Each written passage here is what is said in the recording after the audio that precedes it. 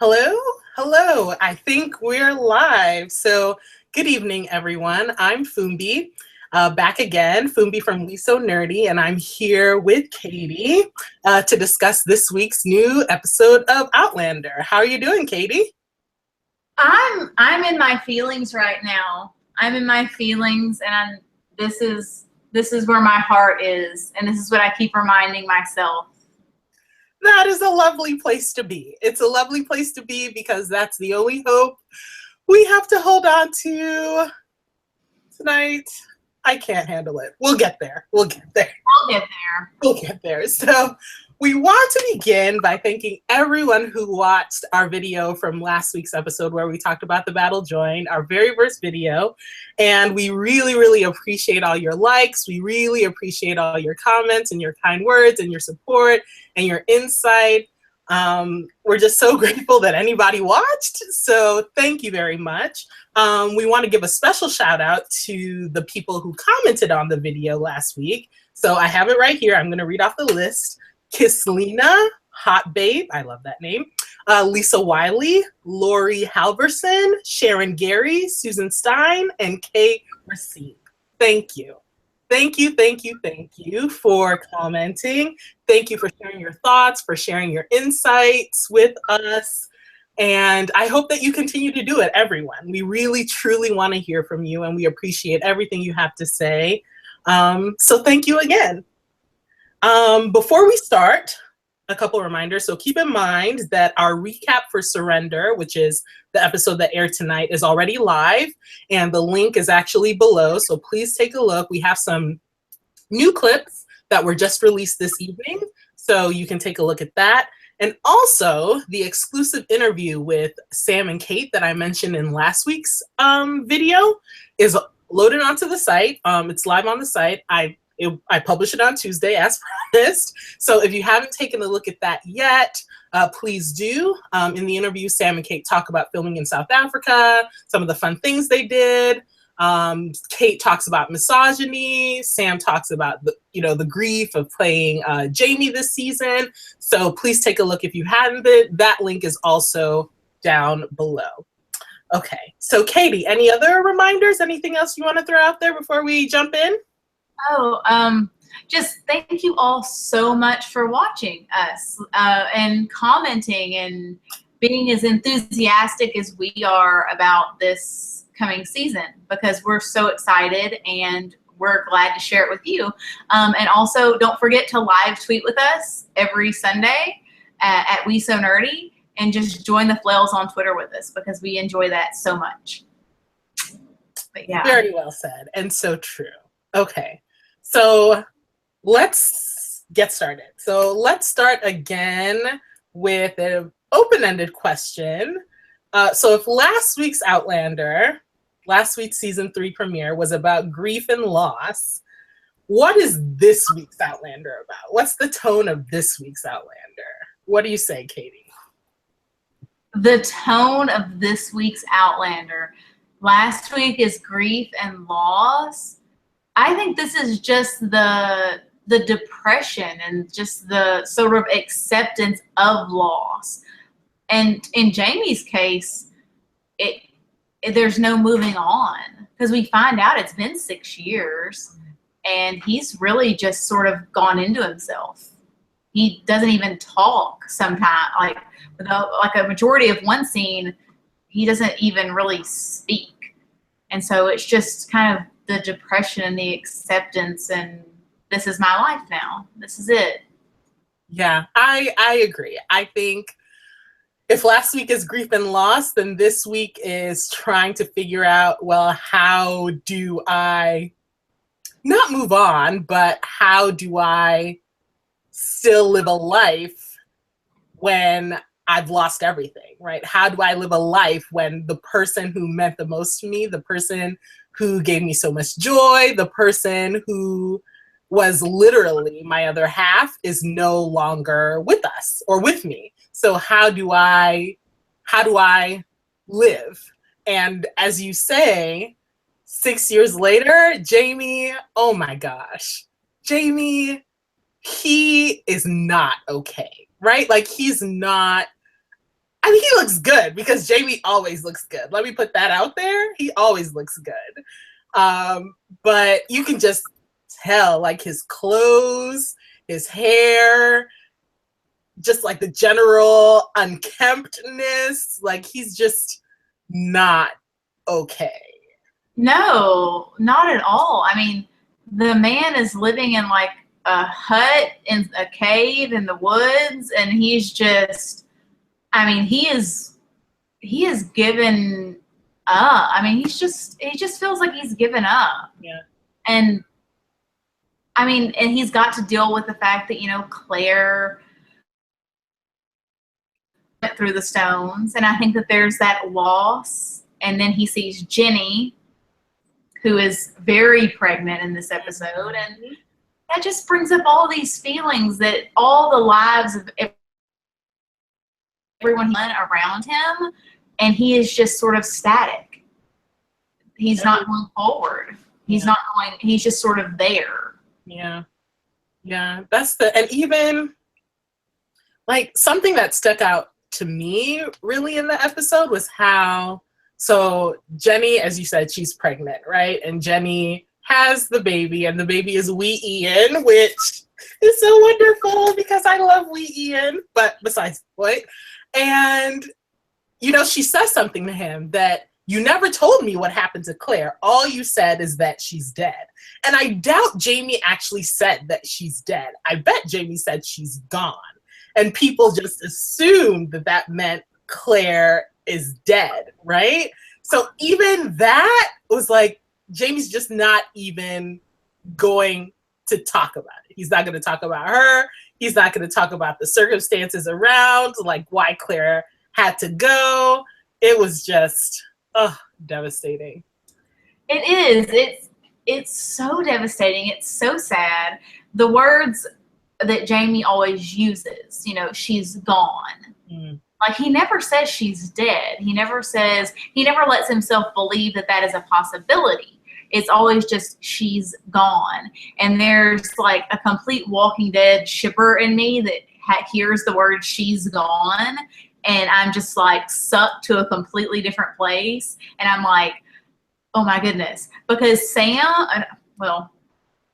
Jamie hunting through those woods with that bow and arrow and killing that deer, like, I'm like, hi 1700s Daryl Dixon. No, really? I swear that's what I thought. Really? That unkept hair, the scraggliness, the bow and the arrow. I see you. I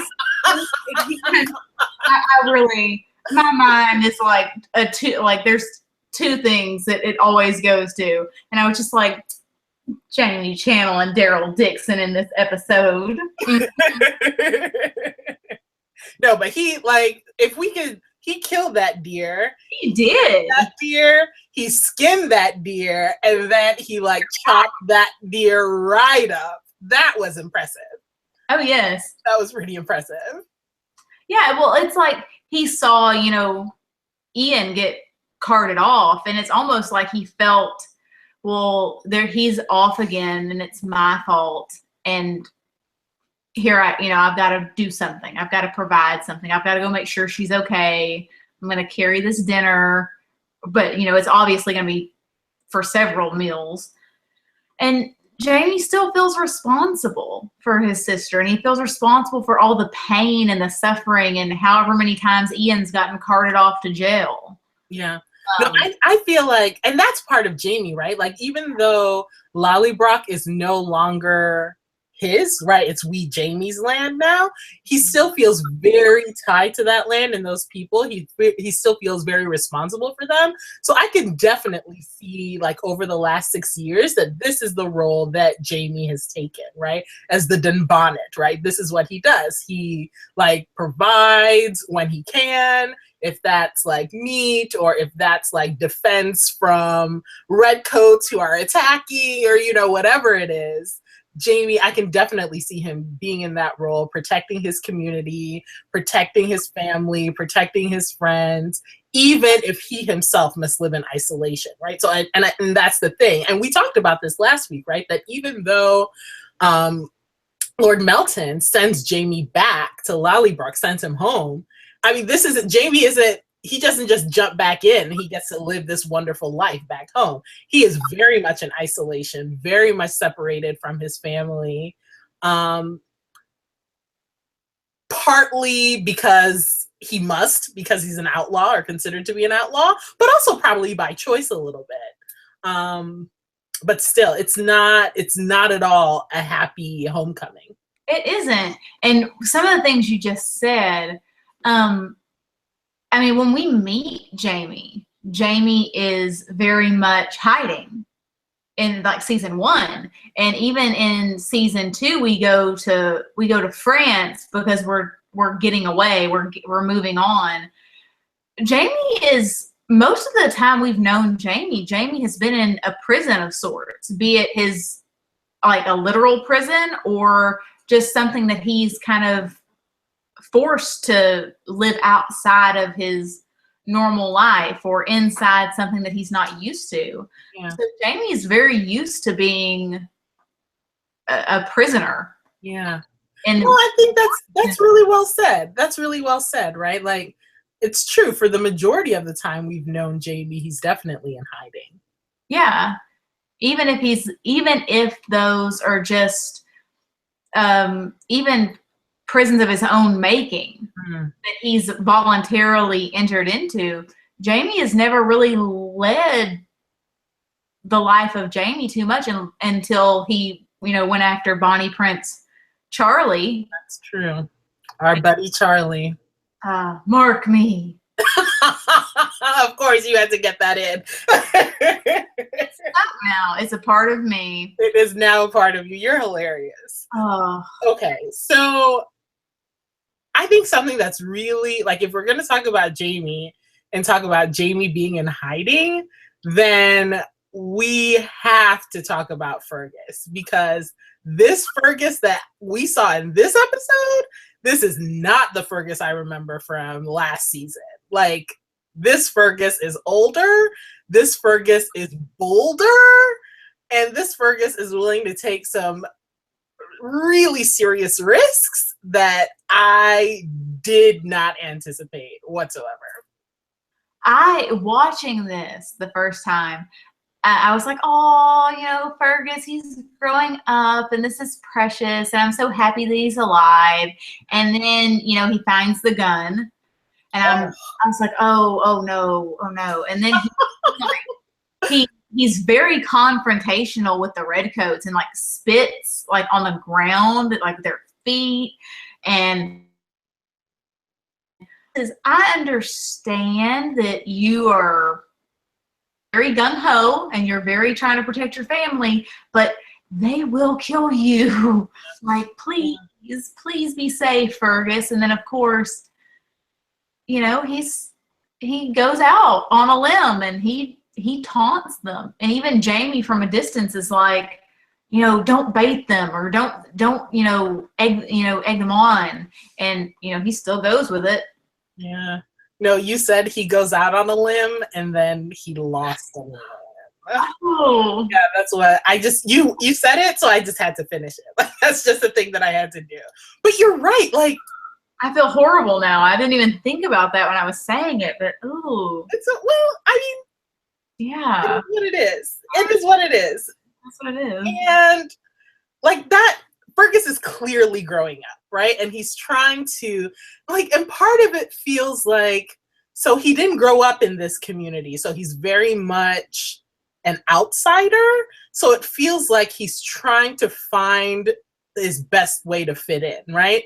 And he knows that he has this military, though minor-ish, well, he wasn't pressed on pens, right? So, but he does have this military experience. So if anyone can protect the family while Jamie is gone, while Ian isn't there, it's going to be him, right? And he takes that responsibility very seriously, right? So that's why he takes the gun and he goes to Jamie and he's like, teach me how to shoot. I want to be able to defend the family. When the new rebellion starts, the next rebellion starts, I want to be able to defend the family, right? And he's very much about what can he do, how can he contribute, how can he prove that he's a man, how can he prove that, you know, he's here, you know, to defend them against the Redcoats. And it really, really backfires. It really backfires in a way that even though Jamie turns him away, I don't think Jamie sees sort of where it gets to, the end point. I don't think he sees that coming at all. Oh, I don't think so. You mentioned that earlier in the episode, you know, Fergus is like, teach me these things, you know, in case that they're, you know, the next rebellion, I want to be ready. And I wrote it down because I liked the quote, but Jamie tells him there will be no next rebellion. Mm-hmm. Like, Jamie has given up any idea of that completely. Yeah. And that's another thing that I was just, Jamie is, you know, he's completely fine with where he's at right now and just being here. Well, I think the thing is that so much. That's exactly it. Like, he lost so much. And there was a time before Claire that going off to war, fighting, you know, in endless wars, that was a life. That was his life, right? But the fact that in this most recent rebellion, he lost everything, he's not willing to do that again, right? Like, he has nothing else to give. He has nothing else to give. So the idea that they would taunt the Redcoats or like go after the Redcoats, remember, even like when he's butchering the deer, Fergus pops up and Fergus is like, we can go, we'll slit their throats and we'll free Monsieur Murray. And like, Jamie is like, he stays silent, but you can tell Jamie is like, ain't nobody got time for that, all right? Like, that's just not a thing we're gonna do. Yeah, well, it's exactly right. Like, Jamie's like, no, that's not happening. That we are not going to do that, because what will happen if we go find the Redcoats and we kill some of them? They're going to come right back here. They're going to kill everybody in Lollyrock. They're going to kill you. They're going to kill Jenny. They're going to kill these kids. They're going to kill, you know, everyone. Yeah. It's not worth it. It's not worth it. Like, he has lost everything. And I mean, can you imagine just the guilt that he would have if something were to have happened to his sister? Yeah. And her children? Yeah. I mean, and there was that, when he's cutting up the deer, Jenny, you know, says, you know, I don't have any guilt when I tell them that Jamie Fraser isn't here, because Jamie Fraser hasn't been here in a long, long time. Yeah. Yeah, and it's true. Like, Jenny doesn't, the man who was her brother, the man she knew to be her brother, that is not the person who returned from Culloden. Mm-hmm. And I mean, we see it.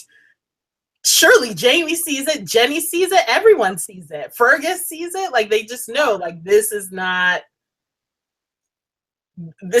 Jamie.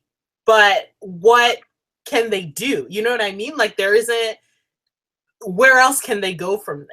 And even so the scene after Fergus is hurt, and we need to come back and talk about these Redcoats. We'll come back and talk about these Redcoats. Corporal McGregor, we're going to come back and talk about that. We talk about him.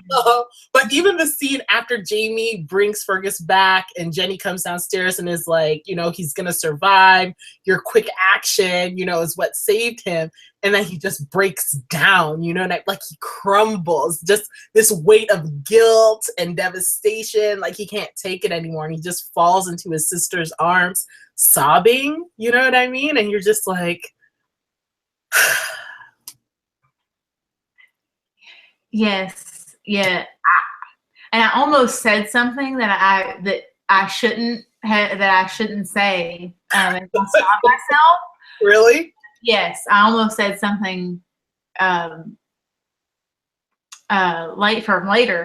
And okay, yes, okay. And I was like, I did my whole limb and just move on. Spoiler free. Moving on. But yeah, Jamie finally has a moment to break down. Mm. And it's so good to see that emotion get out and to see him just mourn in a way, because I know that it's not, Fergus has a lot to do with it because he has cared for him, but it's almost like Jamie is just, he's finally just taking the time to grieve everything he's lost. Mm-hmm, mm-hmm, mm-hmm. And I mean, remember in his conversation with Ian, and he's like, so he's talking about Fergus, that, you know, well, he's talking about himself, right? That even though I've lost my leg, sometimes I still feel pain there, right? And Fergus will likely experience that. And then he says that's what Jamie's experiencing, right? That his heart is gone. He's lost his heart, but he still feels that phantom pain there, right? What is it? It's like phantom limb or something like that, right? Where you still feel the pain. And it was just like Ian, always with the wise words, with the most brilliant apt description, because that's what it is. His heart is gone, but the pain lingers. When that conversation between Ian and Jamie, that broke my heart, because I was trying to figure out like the words for it to describe how he's feeling, and then in comes Ian and he's like, you're missing your heart. It's gone. And that was so beautiful. I mean, it was beautifully said. It's the absolute truth. That's putting words to it. Jamie's heart's gone. Yeah. No, but it's like after he's able to release that, right? Like he's able to release that pain. So he has a moment with Jenny where he breaks down and cries, right? Then he goes and he has a moment with Fergus, and Fergus is, there you are, me lord, right? Like, I haven't seen you, but there you are, right? So they have a moment and they're able to reconcile. They apologize to one another. Jamie promises that Fergus is going to be okay. Fergus makes a joke about being a man of leisure. So, they're okay, right? So then he goes and he has this moment with Ian where Ian recognizes his pain, and, they have that.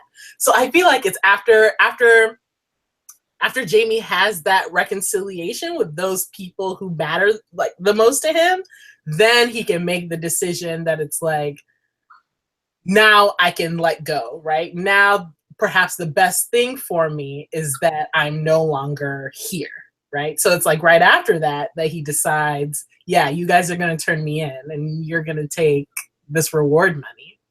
Yeah. And yeah. And Jenny, and I would feel the same way Jenny would, like, no, this is not going to work. I don't want to turn you over to these people again, But Jamie has their best interests at heart, as long as I'm here, as long as I'm this ghost in the woods that they're searching for, you'll never be safe. Your kids will never be safe. And so I'll just go, because again, what does he have to lose? Yeah, that's true. And if he takes himself out of the equation, they're safe. Yeah. And when Jenny at the end, when she says, like, they're acting, right? But when she says that brother, you brought this on yourself and I will never forgive you, like, you can feel that. Like, she's serious, right? Like, you forced me on this. You forced me to turn you in. I didn't want to turn you in. And I am not going to forgive you for this. Or at least not for a long time, right? Oh, yeah. Whenever she says that and she's crying, everything she says is absolute truth. It's all facts. She won't she feels to turn him in and taking that money when she just sort of like yanks the bag. Yeah. She can't stand to touch it because of what it means. It's blood money, right? Oh, that scene was so heartbreaking. It was really heartbreaking. Oh, stupid Redcoats. I know, stupid Scottish traitor Redcoats. Oh my gosh, Corporal McGregor. You remember last week when I said the nurse at the end of the episode is a life ruiner?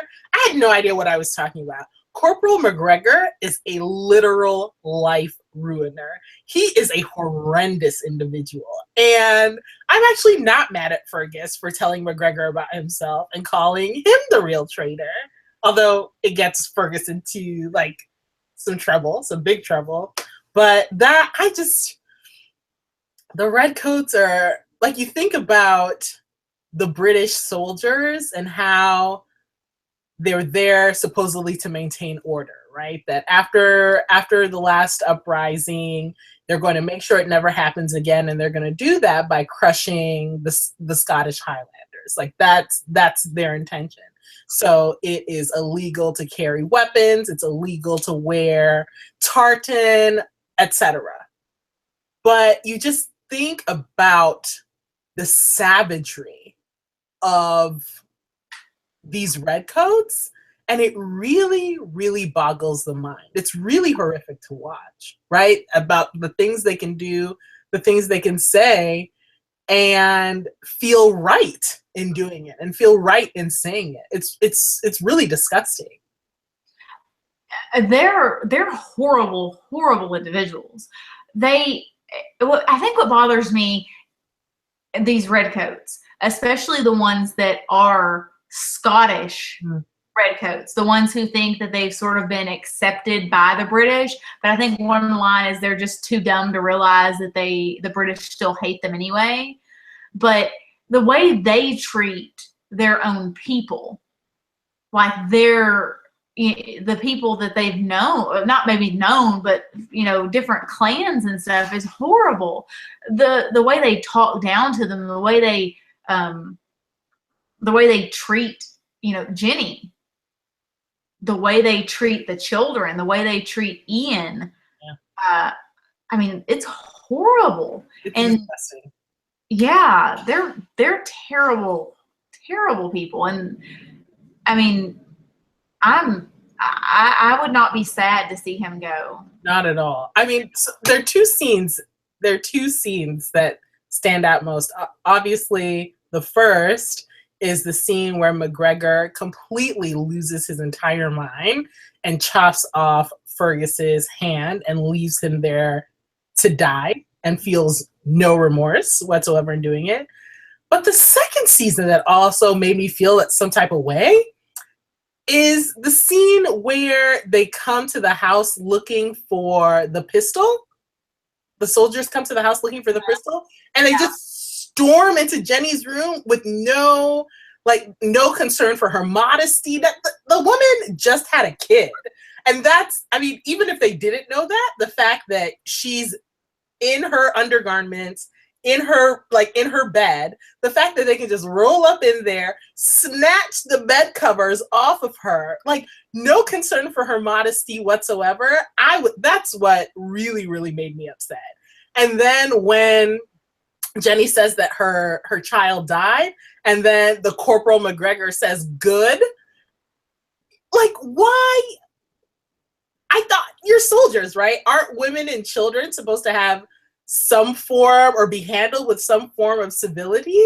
And that's what it hit. Like, for me, it hit me. Like, they don't consider these people to be human beings. I mean, that's how I perceive it. That's what it boils down to me, right? Like, yes, Jenny is a woman, but she's not a human being the way the British are human beings, right? Or yes, these are children, this is a baby, but they're not human beings the way we are. So we can treat them however we want. And that I was just overwhelmed. I was overwhelmed by that scene. That scene was just horrible to me because they come in and they start rifling through her drawers and trying to find this gun, and she's just given birth. It hasn't been that long. And one of them kind of looks at the ground. It's have you given birth? And she's, yes. And she kind of has to make up this lie that, the baby died, because if she doesn't, they're gonna be like, well, where's the baby? Mm-hmm. And you can't say, well, he's with his Uncle Jamie in the next room, because that would be bad. Really bad. That'd be really bad. That'd be really bad. And so they're such horrible people. And historically, it's after Culloden. I know I said that wrong just then. Culloden, I think. Culloden, thank you. I was like, that's not how you. I don't know. So someone correct us. I think it's not right. Okay. After that, that's pretty much how the Highland clans were squashed out, right? Because They wouldn't let them wear their plaids. They wouldn't let them carry weapons. And like all the men that basically participated in the rebellion were murdered. Yeah. So and that was deliberate, right? They deliberately wanted to crush the Scottish Highland culture. Yeah. And so the Highland culture is decimated after that. And so even the people, the Redcoats that come back, these other Highlanders they're not really people. They're just kind of in the way. Oh, so disgusting. They're horrible people. That made me really, really, really, really upset. And I think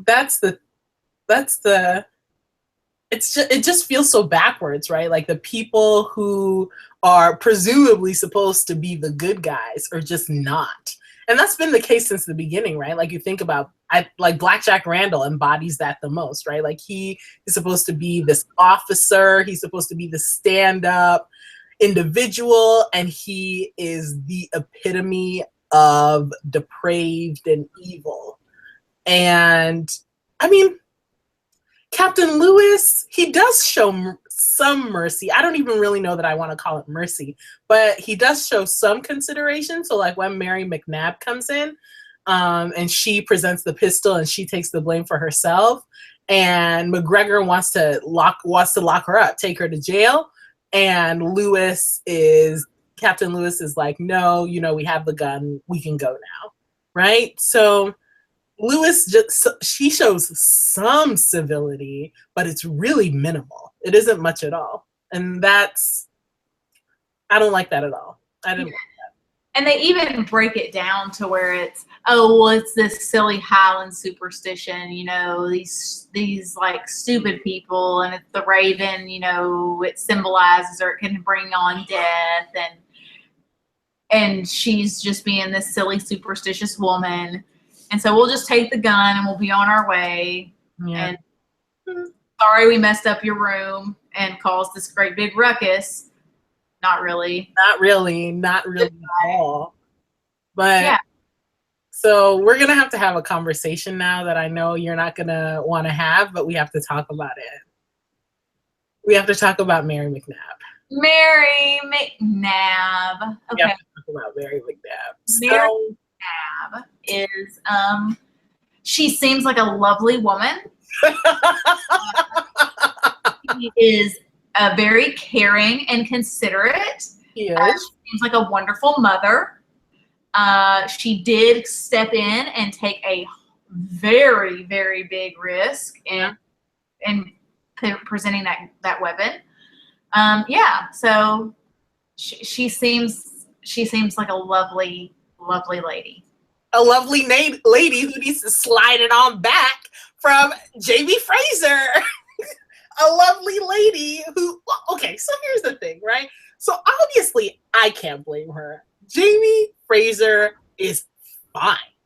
He is gorgeous, right? So if you have a chance to like get in on that, I guess you take the chance. But at the same time, like Mary McNab, I see you the entire time. I see you trying to make things happen. I saw it the entire time. Oh, I mean, I don't blame her, but I see her.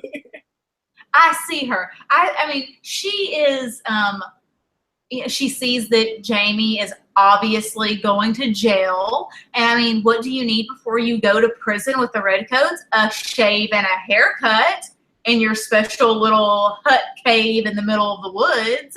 And so she's like, let me bring you food and let me cut your hair. And for me, that part was so intimate. Like when she's shaving him. Yeah. Because if I'm not wrong, doesn't Claire shave Jamie? Like, doesn't she shave him like in season 1 or season 2? She like shaves his face early on. Does she shave Jamie? I thought she did. And I was like, I know that she shaved Frank in a flashback. Maybe that's it. I know that she shaved Frank in a flashback. Are they trying to make these parallels to make me be like, oh, it's okay? Someone correct us if we are wrong. So yeah. I highly believe that Claire shaved Frank in a flashback but maybe she shaved Jamie. See, maybe I'm hallucinating because I'm just like, maybe I just thought that would be a really great scene to throw in there as Claire. No, but I mean, regardless, it is very intimate. It is very intimate. And he's like, if you're not going to leave, then I'll leave. Yeah. But at least, again, so here's the thing, right? So, as I said, I read the books, right? So I knew what was coming. And the entire time I've been thinking to myself, I know these writers are not going to sit here and let us watch Jamie have sexy ties with another woman, right? So the entire time, like, how are they going to make this happen? How are they going to do this? And the truth of the matter is that they spent the episode trying to get us to like Mary, right? That she's a responsible person, that she's a caring person, that she's a quiet person. So by the time we get to the point where Mary offers herself to Jamie, and even she says it, right? She recognizes that this has nothing to do with Claire. It cannot compare to what Jamie had with Claire. However, it's a little bit of comfort, just something for the two of them to share, right? Yeah. So when she presents it like that, you can't, like, of course it's like, I don't want to see this. But at the same time, I can't blame Jamie for it, and I can't blame Mary either. Yeah, and that's exactly right, because Mary, they do spend the episode, showing Mary being this really nice, lovely lady. And, she's gone through loss too. She's lost her husband. And her husband was terrible. Oh, he was? Her husband was a pretty abusive guy. Well, good riddance. He deserves this even more now. But not to make light of domestic abuse, but, Mary, this is something, she even says it, like, this is something that they can help us move forward. Yeah. And for Jamie, this whole episode has been kind of making amends and leaving Lollybrock behind again. And so being with Mary in that way was sort of closing, not necessarily closing a chapter, but allowing him to know that there was a future, that you could move on without forgetting the past. Yeah.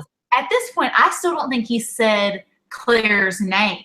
No, he said, the closest he said was Milady, right? So when he comes to save Fergus, he takes out his belt and he makes a tourniquet and he's like, do not be afraid, Fergus. I've watched Milady do this several times, right? So I agree with you completely, right? That this thing with Mary, it's sort of a stepping stone. It's a stepping stone.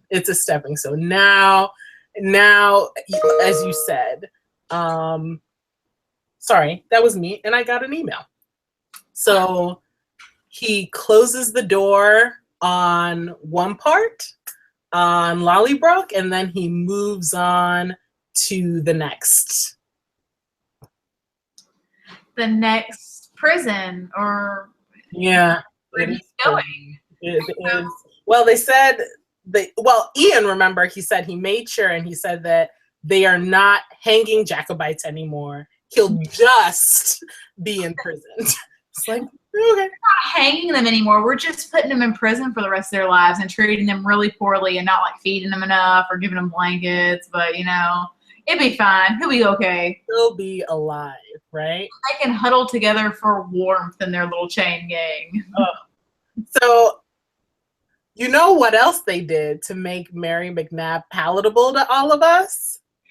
As someone who has read the books, I would love to know more about this book Mary and show Mary. Well, the thing is that, like, book Mary, we don't see her that much.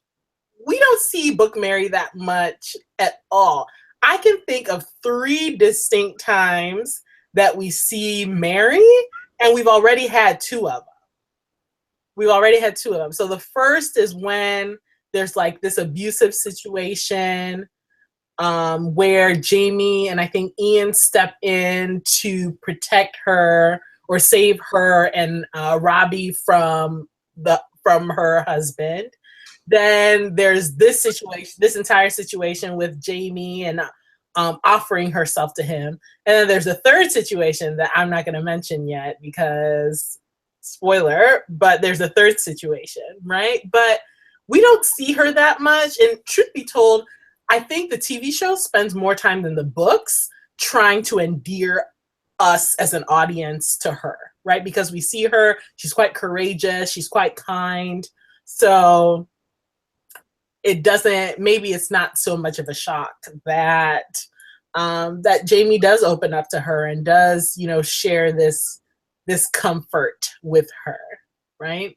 But so of course they spend the episode trying to endear us to Mary McNab, but then they go and show a much more explicit sexy times with Claire and Frank, right? So it's like, well, if Claire is having sexy times with another man, you really can't get mad for Jamie having sexy times with another woman, right? That's how I feel like they were trying to present it to us, right? Like, yeah, you can't be mad. Especially since the Claire Frank scene, the first scene, takes place so early on in the episode. Yeah. I mean, it takes place pretty early on, and you're already, she's with her husband. She is, I mean, let's be real here. She is not doing this with pure motivations. She's not looking at Frank going, Frank looks good right now. She misses her husband. Which one? Which one? So I miss my husband, and my first thought was, which one? Because tell a lie. Add up. She told the whole truth. She misses her husband. But can we just pause to talk about the personal sexy times moment that Claire took for herself? So like I've been seeing that GIF everywhere. The GIF of Claire laying in bed, like looking up. I've been seeing that GIF everywhere. And for me to not see the episode and find out it's really her having a personal sexy times moment and she thinks about a sexy naked Jamie, I am here for it. Like, Claire, you are my lady. You are my person. And I'm not even mad at her. Have fun. Well, see, and that was one of the more brilliant things that they did is because, let's be real, we don't want to see Claire with Frank. Or, I mean, I know that there's probably some people that ship that, especially TV show wise, or they want to see, Jamie with other people, whatever, but my ship is Claire and Jamie. And what they did is they know we can't incorporate a scene between them together right now. So we're just gonna have naked Jamie, and we're gonna have Claire imagining that. And I mean, I watched it and I was just like, oh, and then she kind of turns and there's Frank and I'm like, oh, why did we ruin this? No. And but keep in mind, that's how Claire feels, right? Claire is like, she's like, why did this ruin it? And Jamie is gloriously naked, as in totally gloriously naked, and he's smiling at her and his skin is really bright and he's just looking at her, right? And then you can tell that she reaches pleasure, and then she looks over and she sees Frank and it's just like right, like the pleasure it just drains away and she's like, oh. And so like there's a part of me that wonders to an extent, because Claire is, I do think Claire is such a decent person and a caring person. And there's a part of me that wonders if Claire looks at this and feels guilt in some ways. Like, and I know that she does hold Frank responsible a lot for telling her to, you know, leave the past in the past and don't think about this anymore. And he kind of disregards her very deep feelings. And so I wonder how much of it Claire's like wishing she was back with Jamie, which she obviously does, but also there's a part of her that's never going to be able to love Frank like that again. Yeah. You know? No, I think that's it. I think Claire does, she recognizes it, right? She recognizes that it's true. She has fallen in love with another man. And even though she respects Frank, even though she shares a sort of love with Frank, they, despite their best intentions, they can't reclaim it, or Claire isn't able to reclaim it, right? So even if they can have some sort of physical relationship, it's not enough. And Frank tells her, right? The second time Frank tells her, he's like, look at me. And she's like, can't look at him. And then he's like, I'm with you, but you're with someone else. And it's like, see, like even this imitation of what she had with Jamie is just, it's not enough in any sense. Yes. The first scene between her and Frank, when she kind of reaches for him in the night, and I was watching and I was like, her eyes are closed. And Frank notices that. Like, that was my first thing, is I was noticing him notice her, that her eyes were closed. And I was like, that's, oh. And the second time, when she's got her eyes closed again, and he said, and then they stop, and she's like, well, if you didn't want to, you know, you could have just said so. And she tries to deflect it. Yeah. And he's like, you know, when I'm with you, I'm with you. But you're with him. And I can't do this. And I'm just, and I mean, like, I can't be mad at Frank. No. But, okay, so here's the thing. You can't be mad at Frank, but I'm like, Frank, at least she wasn't screaming another man's name. Like, at least, can we talk about there are degrees here, right? So, like, that is true. She closes her eyes, but at least she's not yelling out another man's name. Can we at least say that one of these things is better than the other? Yes, exactly. Like, can we at least say that? If she had called out Jamie's name, it would have been over. And I'm not even meaning like their marriage would have been over. I mean, like, Frank would have like broken some stuff. Like, he would have been just so furious. But I mean, you're right. Like, there's a degree. Like, closing your eyes. No, that's how I think. As opposed to her like saying, you know, Frank, I've never really liked that name. Let's call you Jay. Ouch. Yeah, and that would have been like, that's just not like, that's what I think, right? So yeah. But the thing is that Frank really loves Bree, right? So I guess, and like I think to like the end of the episode, you know, and like the end of that episode, that shocked me, right? Like, so when after Claire gets in from school, like she puts after Claire gets in from putting Bree to sleep, she walks into the room, she says goodnight to Frank, turns off the light, and then they zoom out and you realize there are two separate beds. Like, my mind, I was like, whoa, that completely surprised me. I wasn't expecting it. So I feel like that's where they get to, right? Like, they can't, like, whatever they had before, they cannot reclaim it. So the most they can do is have a mutual respect for one another. The most they can do is pour their love into Bree. And I feel like that's the agreement that they come to. We can't be together again like we were, but we can respect one another and we can love our daughter. And that's just gonna have to be it. Yes, and that's exactly right. Like, that, when it panned back and you saw that they were in those two separate beds, that was the moment, or that was the moment for me that I was like, this there will be no more Frank and Claire as a married couple. Like this is they're going to be it's a marriage in name. Yeah.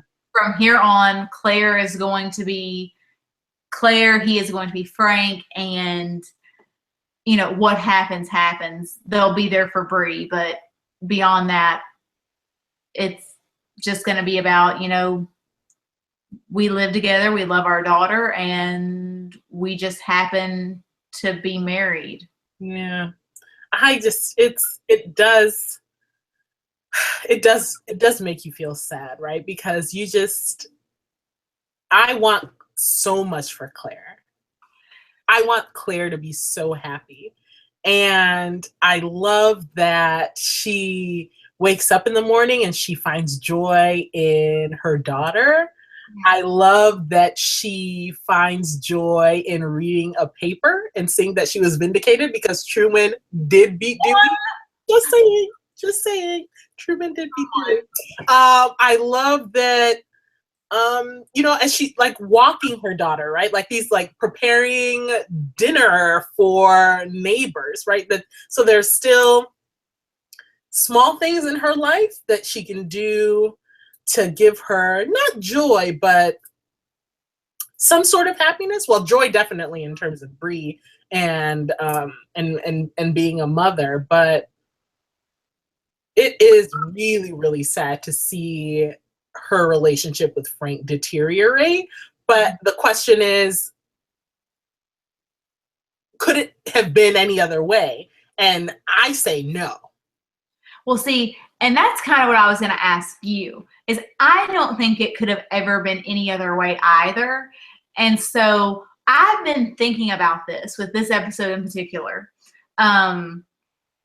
There's a part of me that really wonders if Claire had had maybe a little bit more time and had gotten to heal a little bit more from her grief of losing Jamie and going back through those stones, if she would have chosen to go with Frank, or if she may have just decided to be on her own. Ooh, and to be like a single mother?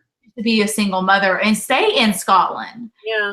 Just to be that close. Because the more I think about it, the more I think that Claire is such a strong woman. She's such an independent woman. I don't think that she would have had, after she got used to the idea and kind of came to terms with the loss of Jamie, I think that she probably would have been okay raising her daughter on her own and just saying, you know, your dad passed away. Yeah, I agree with that to a certain extent, but I do also believe that Claire moving to Boston and making a total break from everything that was familiar. Well, not familiar is the wrong word, but everything that reminded her of her past life with Frank, as well as her past life with Jamie. I think that was part of helping her heal as well. I mean, I agree with you. I think she would have been a great single mother, but at the same time, I don't know that living in Scotland and being surrounded by even the hint of the memory of Jamie, I don't know if Claire would have done well with that. I don't know if she would have. See, I don't know. Like, there's a part of me, maybe it's just like this, I don't know, that maybe in just a few years or just a few months or a few years, she would have thrown herself into finding out the history. And if he survived, and if he did survive, how do you get back through those stones? And so there's, I guess, I don't know. Yeah, no, but no, that makes sense, right? Like, no, I agree. But the thing is that even if, so let's say it was a few years, right? So let's say Bree was maybe like 4 or 5, and then Claire started doing research and she found out that Jamie actually lived. Like, that becomes like, is Claire gonna leave her 5-year-old daughter to go back through the stones? And even if she does that, like, Jamie is either in hiding as the Dunbonnet or on his way to jail, right? So like, what what would Claire, like, what would have been there for Claire? And that's, maybe this is a horrible thing to say, and I apologize if it's a horrible thing to say. But I just don't. I don't know that I could see the events unfolding any other way. No, you make perfect sense. It's just me and my happily ever mentality. It's like, oh, if we would just give it a few more years, everything would have been fine. But the thing is that, like, and we mentioned this last episode, right? That it feels like everything is a countdown to when Jamie and Claire are reunited. But even with that, just wanting to embrace the life and honor the life that Claire is able to build for herself, right? So, like, in tonight's episode, she's like, yes, Jamie was the love of my life and I missed him. But even in addition to Jamie, I was part of something bigger than myself. And I want to get that back. So how does she get that back? My girl enrolls in Harvard Medical School. Yeah. You know? And it's like, I want to honor that. I want to honor that choice that she made, that yes, I love being a mother. Yes, I love my daughter. Yes, I want something more for myself. Yes, I'm going to go to medical school. I love that. I love that so much. I think it's really wonderful that they do show Claire's character like that, because I think that sometimes what we get so wrapped up in one aspect of our life, like we are a wife, we are a mother, that we forget that we can be all of these things rolled into one. And just because we are a wife and we are a mother doesn't mean that we can follow our passions and do these things. It doesn't make us any less of a wife or any less of a mother, that we embrace things that are our personalities and our desires. And so I'm glad to see Claire do that and kind of say, I'm going to prove you wrong. Watch me. Watch me. Because that's misogyny is her fuel. Misogyny is her fuel. And I like that scene where they zoom in and she's holding the scalpel. And of course, her professor and classmates are total jerks to her. Like when she goes to sit down and like the one guy, like he like closes off the aisle and he's like not gonna let her in to sit next to him. And I'm like, don't worry, Claire's gonna remember that. And she's gonna show you up. Yeah, I'm so mad that about whole that. scene made me so just like they're looking at her like what are you doing here? And I understand that time period. That is quite normal.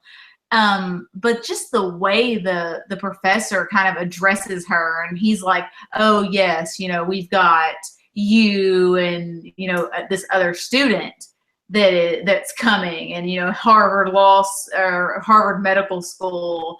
I was watching that and I was like, I can't wait for this because it's going to be glorious. It's going to be glorious because, and that's the thing, right? You think about the time, and I think this is actually one of the things that I found most fascinating about the books is that Claire, as a woman going to school in the 1950s, going to graduate school in the 1950s, is juxtaposed with this African-American man who is going to school in the 1950s, right? So I think it really sort of highlights how like racial inequality and gender inequality and like civil rights and the women's movement and like the abolitionist movement and women's suffrage, right? Like these movements have always paralleled one another and got together, right? So like, yeah, Claire is sort of an outsider in this scenario where she's attending medical school,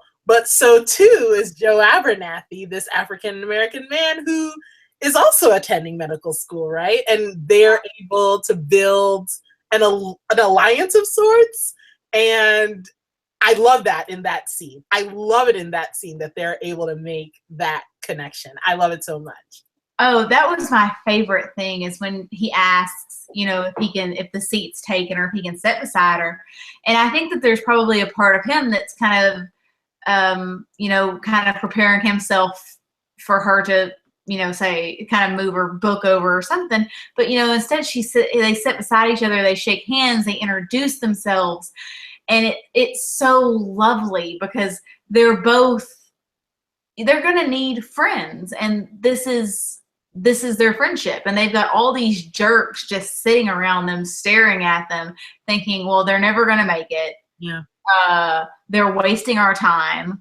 They're probably thinking they've taken up spots that could have been used for two other, like, obviously smart white dudes to come in here. And Claire and Joe they've come to work, and they have come to show up. Yeah. And I'm proud. I'm so proud of like everything. Like, I want this friendship more than anything. I do too. And I mean, and that's the thing, right? Like, even this isn't a march, but it isn't any less significant, right? Like, even in the process of living their daily lives, in their process of going to class, in their process of trying to become a doctor, that breaks barriers. And I love that. I love that for Claire, and I love that for Joe. So I've always loved their friendship, and I'm so, so excited to see it on the screen. I love Claire and Joe. I'm so excited. So that was, for me, in an episode of heartbreak, that was a shining moment for me that made me very, very happy. And really, for both of them, the episodes do end with a little bit of positivity. For Jamie's situation, he knows that his family is safe now. He knows that Jenny and Ian and Fergus and all of them are safe because he's been captured and he's no longer, out there. And so that does end positively in a way, even though he's going off. And then Claire, she's come to terms with, Frank and our marriage is basically over. I have my daughter. We love Bree, and now I'm going to continue making myself as good as I can. I'm going to better myself. I'm going to keep challenging myself, and she's sort of moving on too. And so it seems like there is positive stuff happening, but it might not be. I mean, there's still bumps. Yeah. There's still really bad stuff happening. Yeah. No, I mean, and you're so good at bringing us full circle, because that's like we started off saying, that we're still dealing with grief, but we're trying to figure out how we can live our lives. And that's exactly where we are at the end of tonight's episode, right? Like, this is not an optimal situation. This is potentially the worst situation that Jamie and Claire could find themselves in, but they are doing the best they can and trying to live a life that is worthwhile. For Jamie, that means sacrificing himself and going to prison to make sure that his family is safe. For Claire, as you said, that means investing in her daughter and investing in herself. And that's just the best they're going to be able to do. Yeah, for now, you got to make the best of what you're given. And I'm so emotional. It's so sad. It's so sad. Yeah. And so I'm still sitting here. Remind me how the episode ended. The episode ended with the very, very last scene is Claire on Harvard's campus walking to class, and she hears like a street performer playing bagpipes, and she stops and gives him money, and then she goes on her way. Okay, because I was getting confused again, and I didn't want to be confused. But I love that because it is. She stops for a second and she hears it, and it's almost like affirmation in a way for her that these bagpipes, this part of her past, is merging with her future. And even though it's just a little intersection, it's just they're just passing each other on the street, or she passes him, but it's almost like a bit of her past is telling her, "Good job. This is where you're supposed to be. Yeah. Keep going." It's definitely it. Yeah, it's definitely, it's, as I said, it's not optimal, but they are both alive and they are both surviving. And given the situation, that's the best we can hope for. Yeah, basically, I mean, there's next week, and then the week after, and the week after, And the week after, and the week after. and there's 20 years total. 20 years worth of separation. So let's see. 6 years have passed. So 14 more to go. More to go. Eek. Oh, I know. But we'll be there. We'll be there. We'll be there watching. We'll be there rooting for Jamie and Claire, and maybe not counting down, but hoping, wishing that their reunion comes quite soon. yes, I need that reunion. I feel like I've been separated long enough. I feel like the suffering has gone on plenty, Yes. and it's time to get back together and I don't know, stir up something else, because when they get together, they can't just sit still. They got to do something. Well, as I said, I've read the book, so so I do know what's coming up. But we'll talk about it when we get there. But for now, we survive as Jamie and Claire survive. Yes, we move on knowing that there is a next week's episode, and that they're both still alive and they're moving forward in the best way they know how. Exactly. So that's all I have. Do you have anything else, Katie? No, I mean, I'm still kind of processing Same.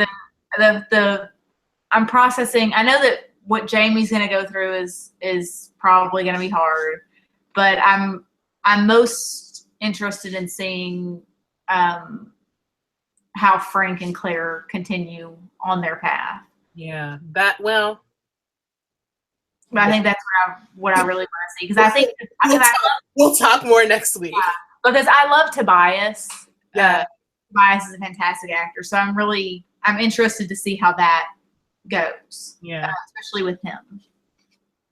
Well, we'll talk next week. We'll talk next week, everyone. So thank you for joining us and for listening to us as we talked about Outlander season 3 episode 2 Surrender. Make sure that you check out our recap. The link is below. Make sure you check out our interview with Sam and Kate. Link is below. And make sure that you watch and rewatch and rewatch and rewatch, because we will watch and rewatch using the Stars Play app. So Katie, anything else? Thank you guys so much for watching and listening to us with our flails and our just excitement. And you share your comments with us, and make sure that if you remember, if Claire ever gave Jamie a shave, you put that in the comments, or if I'm completely wrong and I've just imagined this, just tell me that I've imagined it, but it's still fine that should have been part of the show anyway. No, that would have been really sexy. It would have been, but it's okay. We take what we can get, I guess. So thank you guys. Thank you very much, and enjoy your week, and we will see you back here next week to talk about more Outlander. Thank you guys.